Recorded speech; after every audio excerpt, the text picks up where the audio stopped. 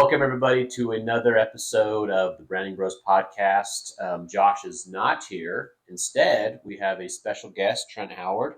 Everybody. We'll get to his introduction here shortly, but excited to talk a little bit more today about some tips and tricks and strategies for SEO. So with that, Trent, you want to go into a short intro about yourself? Yeah. So my background is, believe it or not, in SEO. So I've been doing it for quite a while now. Worked in multiple agencies, one here within Utah called 97th Floor. Started there, kind of cut my teeth in the industry there and kind of worked my way up until I was the head of SEO there for a few years. And then I went to another agency that was more niche, doing local SEO. They didn't have an SEO department. They brought me in, I built it. And then since then I've transitioned to just running my own SEO consulting business. So now I just work individually with companies and brands who are looking to improve their SEO. And I'm sure something we'll talk about here, GEO, is a hot topic everyone wants to know about. So doing a lot of consulting and just helping companies find their audience and get in front of their audience using the organic channel. Wow. So you not only have started your own SEO business, but also have kind of developed an SEO department at another agency. Wow. Yep. So that's I loved 97th Floor, and I wasn't really planning on leaving there, but then this other agency contacted me and pitched me the idea of building something brand new. And that was I told my colleagues at 97th Floor I would never leave them for another agency. And then I was like, well, this isn't really a competitor to you. They just focus on one niche that you guys don't touch, and I get to build it from the ground up. So It was a really cool opportunity. So that's how you know he's good, guys. Gets headhunted specifically to build a new department. There you go. And tell us a little bit more about your current business and product offering, what you do there specifically. Yeah, so we have a really exciting name, Trent Howard Digital. The only reason it's the worst name ever, I call it TH Digital. Very creative. Well, I was doing just side work for years, and after a year or two, my accountant's like, you need to have like an LLC so we can start like utilizing taxes, but I don't know how taxes work. But he's just like, you need this. So it's like, all right. He's like, well, let's create it right now. What do you want to call it? I was like, I have no idea. He's like, all right, Trent Howard Digital. We'll call it that. If you want to change it later, you can.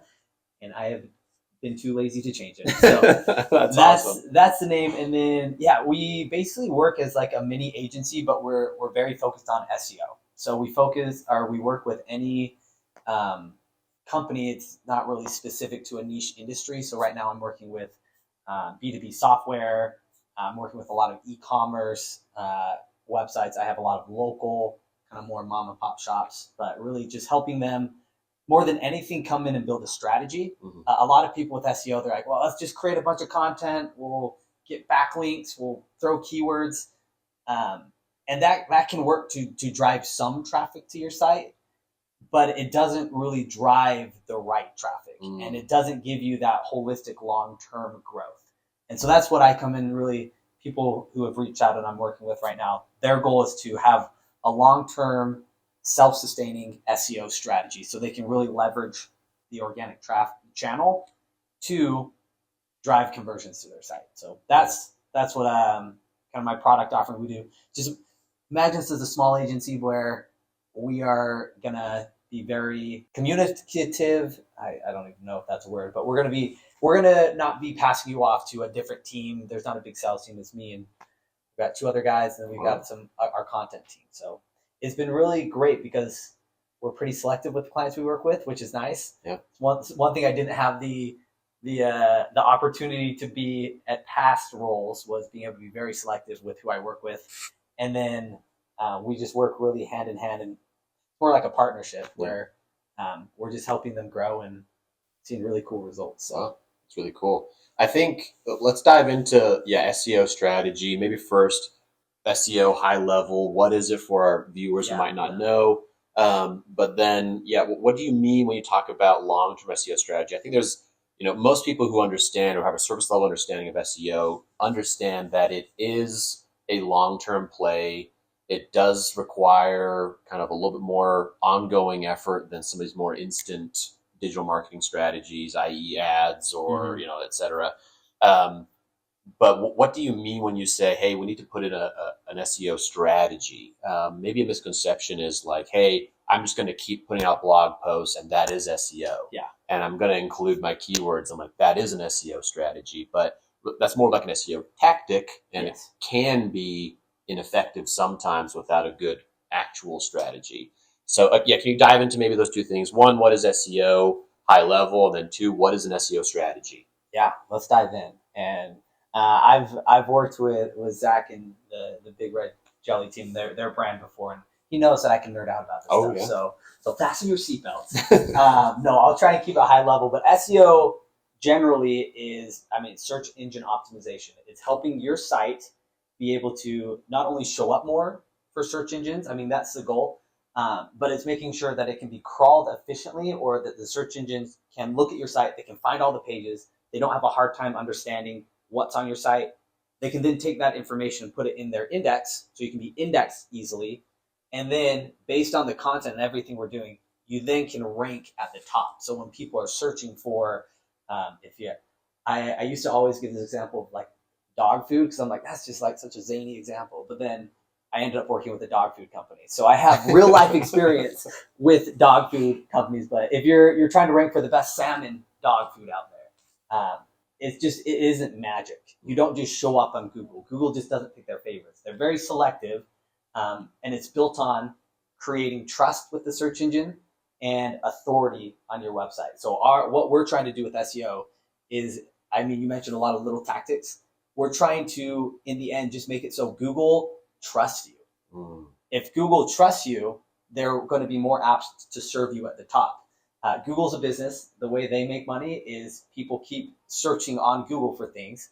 And the way they lose trust, if any of the top results are not what people are looking for, or people have bad experiences with. And that's another reason why SEO, you mentioned, is kind of the long-term game. Mm-hmm. Google isn't going to inherently trust you right off the bat with a new website. Even if you have a website that's been around for a while, if you're trying to break into a new vertical, you've got to build up your trust with that vertical. So SEO for me, it's all about understanding how do we create our website in a way and build our content in a way that is incredibly helpful, and that Google's going to find it to be super trustworthy and authoritative. Yeah. If we can be doing those things, that's what helps you rank at the top of Google. Again, it's not luck, it's not happenstance. Yeah. Those are the things you got to be doing. And there's a lot of tactics that will roll into a strategy that help your site kind of be built in that way. I love that. It's like Google's constantly changing its algorithm of what it kind of looks at when it's, I guess, like modeling this kind of profile of trust on your business. And that's constantly changing. It's always updating. But yeah, I think it's a really good way of describing it. It's like, does Google trust you to put you at the top, to like recommend you there on the front page or in the first couple results, right? I like that a lot. But talking about tactics, talking about strategy, if someone's just getting started on their SEO journey, maybe not getting so super technical, but like, what are the things they should keep in mind as they're building out their site? Maybe they've just launched their site on Wix. Maybe they've just launched their site on Shopify. They're selling products and they want organic search to be part of their marketing strategy. What's the kind of high level 2 or 3 quick tips for them to start thinking about now? Yeah. If you are getting into the game, you are starting to experiment with SEO. For me, it all starts with any strategy I build for a client. We start with number one, make sure your site's technically sound. If you're using Wix, like most websites now are technically sound. Like there aren't huge issues. Just by virtue of the platform. By virtue of the platform. If you're using Wix, Shopify, Squarespace, WordPress, like you're probably going to be fine from a technical standpoint, especially if you're a smaller site. So that's not a huge thing we dive into. But for me, the core of all strategies I build is understanding your low funnel pages. Like at the end of the day, if someone's come to your site, where do they need to go? What service are they looking for? What product are they looking for?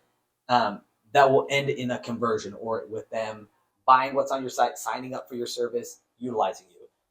And taking that service and understanding, all right, what's the strategy here? How do we build our site so Google sees us as an authority on this thing. Mm. And that's where you start, and then you just build backwards from there. So that's where, for that product, I have a lot of companies, they'll have a service, or this is more B2B software companies, where they name their software something that's just unique and they think is really cool. But no one searches something that's unique and cool and doesn't, like, that's just made up. They search for the broad form of what they're looking for. So whatever your product or service is, this is really straightforward. If you're like e-commerce and you're selling to consumers, if you sell t-shirts, you want to be like, okay, I need to start by optimizing my low funnel page, my core product page, to be findable for someone who's searching for it. So if you sell purple t-shirts, don't have all of the data on that page say, oh, this is our super hyper realistic graphic tee designed t-shirt. Like, no, this is a purple t-shirt. This is what people are searching for. And then once you have that set and you understand what you're trying to offer, that's where, for your blog content, and this is, again, going back to, like, you don't just for SEO, you don't want to just post blogs to post blogs. That's where you just get a lot of just wasted space on your website that people are never going to look at. Look at your low funnel services, and if you're selling dog food and you're trying to get in front of a dog audience, not dogs, dog owners, then all your high funnel content, all your blog content should be content that connects to your product or your service. So if you're trying to sell dog food, all right, well, what questions would your audience have? Would your customers have about dog food? Let's start by answering those in blogs. So start Googling those. Like, you don't have to have fancy tools to figure this out.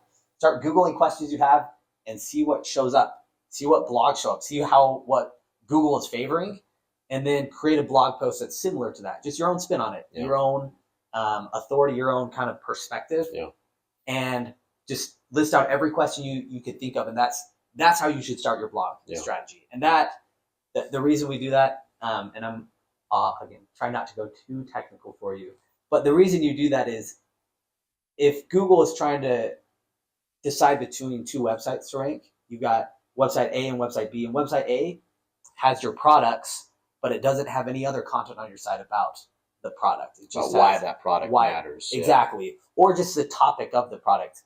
If it's dog food, obviously you have a dog audience. So, like, what are the best tips for taking care of your dog? When to take your dog in for the vet, to the vet. If you don't have any of that content, but website B has the product and it has the content on their blog that's answering those questions for their audience, Google's going to look at both sites and say, okay, they both offer the same thing, but this website B is way more useful. It's way more helpful for the audience, and it just understands the topic more. It has what's called topical authority. And so that's what you want to do. For me, like, that's the base strategy. Understand what you're trying to own, what topic you're trying to own with your service, and then build out high funnel blog content that just supports that and positions you as the authority in that space. That's really cool. I mean, when I think Google search and search results, I think, people are using Google to find answers, whether that's answers to their problems or, answers to what gifts to buy or foods for their dogs, etc. It's like, the more content you can help to support that question. People are saying, hey, what is the best salmon dog food, or what is the best, camera lens or whatever. The more content you can provide there, Google's going to say, okay, this is an authority in this space. I'm going to put them in front of my users so that they can get their answers to their questions a little bit faster. So correct me if I'm wrong, but for people who are managing their own websites and trying to kind of break into SEO a little bit, that might look like content pieces, blog pieces of, what's the best, 5 best ingredients to have in dog foods, or like FAQs even on like their product pages, features, benefits. We talk about this all the time, like having UVPs for your business, but then for like your products, like what makes this product better, or what makes this product different, or what problems does this product solve? So when people are searching for that, you're coming up as an authority, right? Yeah, absolutely. And that's, I mean, I say crawlers. Crawlers are the robots that the search engines are going to send to your website to look at your website and understands what's on there. Yeah. And again, like nothing that Google does is by happenstance. They're very intentional. And so you need to position yourself as well as possible for them to understand that you are the authority and you do have the value that they should be sending people to. Yeah. Because people are looking for value. That's why people will go to a website and convert on it, is because they see that as being valuable. So if you're not calling that out, if you're not creating this content, like SEO is nothing without content. They just go hand in hand. So if you don't have really good content and your site isn't really fleshed out super well, that's where I would start. Yeah. If I was new trying to get into the game, is like take some time and instead of having a bare minimal web page, like look at all of your pages and just take one a day and say, okay, what can I do to this page to give it more life? And if a user or a crawler comes onto the site, will they have all the context they need to understand that we are the best option for them, that we provide the value they're looking for? That's awesome. I want to talk a little bit about timelines as well. Again, using this example of a site that has just got launched, they're excited about their e-commerce store, and they want to start generating some organic traffic. They're putting in some time, some effort to publish the occasional blog post, maybe 1 or 2 a month, or make some landing pages or more product pages or supporting pages. Realistically, when does that site, I know this is a really ambiguous question, when can they expect, or what do you typically recommend? Like, hey, you should be putting out this much content and this much work on your site, and over this time period, you'll start to see some results come through. We got some clients who are like, hey, I want to be on front page of Google tomorrow. It's like, oh, you should run ads then. Cool, yeah. Paid ads is your plan. Yeah. No, that's a great question. And the timeline with SEO, I'll give you a couple general timelines, and then we can dive into more specifics, because there are factors. Depending on the industry you're in, it could be more or less competitive. And depending on if you are a newer website, which most people hopefully in this audience are probably getting started, they're building a newer website. The time your website has been alive also has a factor to it. So generally though, if you are doing what I call broad SEO, where that's where you're doing a service that anyone in the country or the world, if they're looking for that, like you offer it. That's more competitive. And for me, it's like 9 to 12 months before you're really going to see any sort of traction start to come. And so that's broad SEO. If we go more to the local side, where you're a local-based service, you're a carpet cleaner, I work with a lot of local clients like window cleaners, gyms, anything like that, where you have you're based within a vicinity, and people are either coming to your brick and mortar store or your home service. Your home service where you go out to them. That is typically a little bit less competitive, because instead of going against everyone in the country or the world, you're going against everyone in your space. Your zip code. Maybe. Exactly. Or however big the area is. So with local SEO, that's where for me it's more to 6 to 9 months. Okay. So it's a little bit shorter before you're really going to start to see those results. But it can be quicker, because the competition can be less. So those are general timelines. Getting into a few just caveats that you need to be aware of. There's something called domain authority or domain ranking, depending on what tool you're using. But that's how authoritative crawlers see you. It's a scale of 0 to 100, 0 being like you are a brand new website, you're just getting your start, 100 being you're Wikipedia, you're the top dog. And the longer your website's been around, and the more other websites that are linking to you, and the more content you have, the more engagement you've had on your site, the higher your rank becomes, or the score you get. So for our clients, we found newer websites, it's going to take a little bit longer for you to show up in the results, because again, it's a trust thing. Google isn't going to trust a brand new website right off the bat. They need to get some data behind your site. They need to understand that you are legitimate and that you're a trusted source for them to cite. And so we try to get our clients, once you hit 30, that's kind of like the base rank of, you are super authoritative. Like there's no more questions. Like Google doesn't really have to question you anymore. That typically happens within about the first year. If you're being aggressive, you can get up to 20 to 30. So newer websites, local or broad, just know it's probably I would add like 3 months or so to your timeline just to get you out of Google's sandbox, because they're going to test you for a while before they put you to everybody. And then the other caveat is industry. So if you want to be on page 1 for avocado toast, great.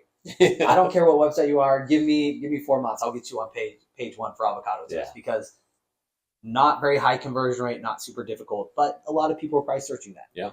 If you want to be in position 1 for, and this is a super nerdy term, but we had a lot of clients once who want this. About 4 years ago, it was a hot topic. Kubernetes. Don't know if you've ever heard that. Okay, well, it's super nerdy. It's in the DevOps world. But like, if these clients would get 1 conversion from a Kubernetes client, like, it was a huge deal. Like big sell for them. So Kubernetes was a big thing. But there was about 1,000 DevOps cybersecurity companies that all were converting, like competing for this. So that was one where we were working with clients, and if they were a newer site, we'd be like, you've got 2 years before you're touching page 1. And that's 2 years of us like working hard to build you up to that. If you're kind of more in like building your own brand, like, you're probably not going after that competitive of terms, but just note, like, the more competitive the industry you're in, like, the more competitive your website needs to be. Yeah, for sure. I want to you brought up local SEO. Yeah. You've got a lot of experience in local SEO. Yes. How important is it for people to optimize and manage offsite things like Google My Business or Google Business Profile, now called? Yes, other listings, Yelp, etc., to kind of generate that. And is it typically something that you see underutilized? Yeah, that's the first place we start. Yeah. With local. It is like critically important. So within local SEO, there's 2 kind of areas you rank for. And as I'm explaining this, just Google it and you'll see what I'm talking about. But you have what's at top called the map pack, where anytime you do a local search like plumber near me, electrician near me, the first thing that pops up is a map with 3 listings on it that are pointed out on the map. That's the gold mine. Mm-hmm. That is where you want to rank, because that's where most people are going to engage. It has not only your URL, but it's going to have your reviews on there. It's going to have your phone number, a link to your website. It has all of your data. That information there is all pulled from your Google Business Profile. Yeah. So if you don't have a Google Business Profile, you're cooked. You right off the bat, you're not going to show up in the place that people convert with the most. So again, that's why we start there, and it's about optimizing it. And you can Google how to optimize. I know some really cool free tools that are available too that can be helpful to kind of get your start there. How important are reviews in that? Reviews are huge. So reviews, there's something that from an SEO perspective, and this is something like generally with reviews in SEO, like, it can be gamed really easily. So from a user standpoint, like, Google wants to see that you have reviews in your Google Business Profile. If you have a really, really low score, so if you're like under 3 stars, like, that's going to hurt you. Yeah.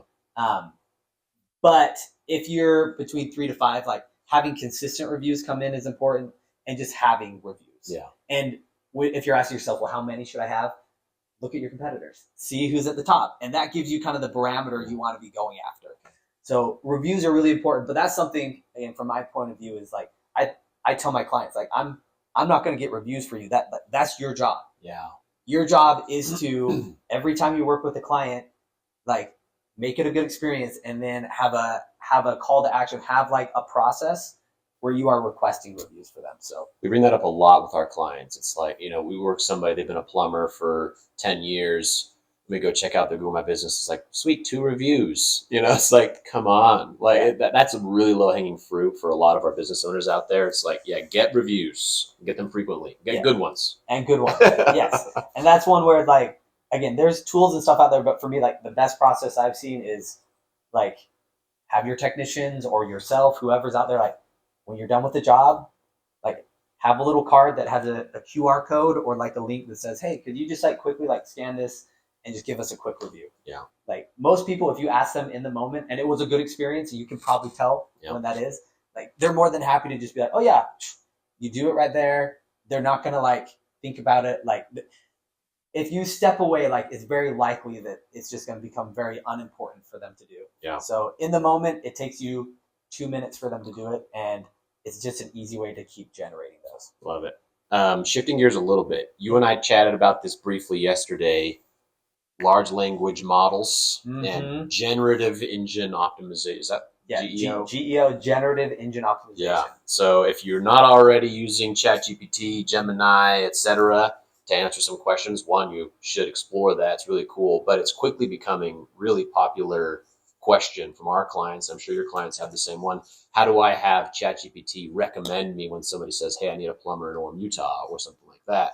Can you dive into that whole world? I know it's really foggy right now. It's kind of the mystery box, but what do we understand and what should people be thinking about right now? Yeah, there's a lot of ambiguity and a lot of testing. We're doing a lot of testing right now to kind of clear our vision of what you should be doing, and we found some really compelling results so far. But just the first thing, just to kind of support what you said, like, these came out about 2 years ago. It was when ChatGPT was first launched, and there was a ton of excitement. A lot of people were using it, but they were using it for just like silly things, like write me a song, like write me a song in the form of like Dr. Seuss or something, you know. People weren't taking it seriously, and then there was a lot of bugs. So like they started getting some not accurate results and hallucinations. Exactly. The excitement wore off, and it kind of leveled out over time. Over the past few years, these tools have gotten increasingly better, like scarily better. Like the stuff they can do is just wild. And the adoption of people using it for more than just kind of goofing around, but like in their day-to-day is just on the incline. And it's not going to stop. Yeah. Depending on what your industry you're in, like you're going to have more and more customers using it. We found like some people are seeing Gemini's little AI summary at the top of their search results now. Yeah. Right. So it's like, even if you're not going to the platform, it's being injected. Yeah. It's being injected in Google. And if anyone uses Bing, it's DuckDuckGo. Yeah. So that's just to say, like, this is something that should be top of mind for everybody. From what we've been seeing, there's a few things that you need to be doing. The first we've already actually talked about. You need to make it extremely clear on your site why you are the best and what like sets you apart from your competition in your industry. As these generative engines are scraping and looking for more data, they're going to look at your site and they want to understand like what sets you apart. And you don't want to make it a guessing game. So that's where you want to have content on your site. And this one has been something that's been very strange for us to apply, because I've never, from an SEO perspective, it doesn't make sense. But for most of our clients now, we're creating blog content, or at least a page on their site that says, we have a dental staffing agency. So we create a blog post that is literally like, my client, the best dental staffing agency in the US. Yeah. Which is just like very like self-proclaiming and like, but in that article, we're not necessarily calling out competitors. We're saying, hey, this is clearly what makes us the best.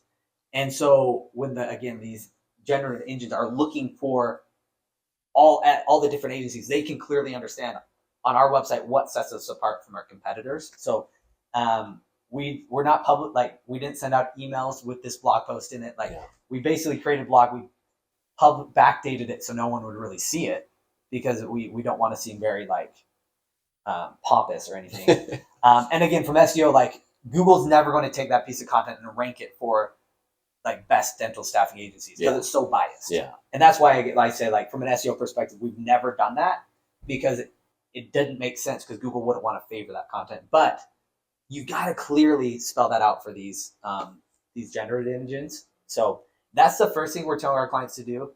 And then what we're working on is, it's almost like a public relations play, but like you need to position yourself and get yourself on the internet as the best dental staffing agency in the US. Like how can you get other websites to start saying that? How do you show that? Because these generative engines, what they're using for their data is the internet. Yeah.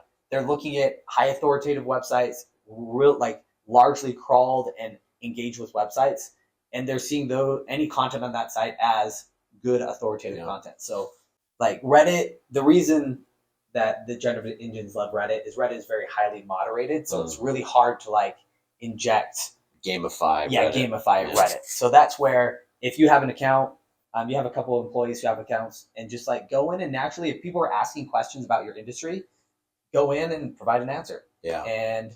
And then you can then just say like, oh, and if you have more questions, like check out our website, Yeah. or like contact us. But that is one thing where Reddit is huge for anyone who's got a bigger website. Like getting on Wikipedia isn't an easy task, but Yeah. like that is one way to really up your credibility in their eyes. So getting into Wikipedia, that might not be feasible for a lot of smaller just people getting started, but just something to kind of keep in the back of your mind. Yeah.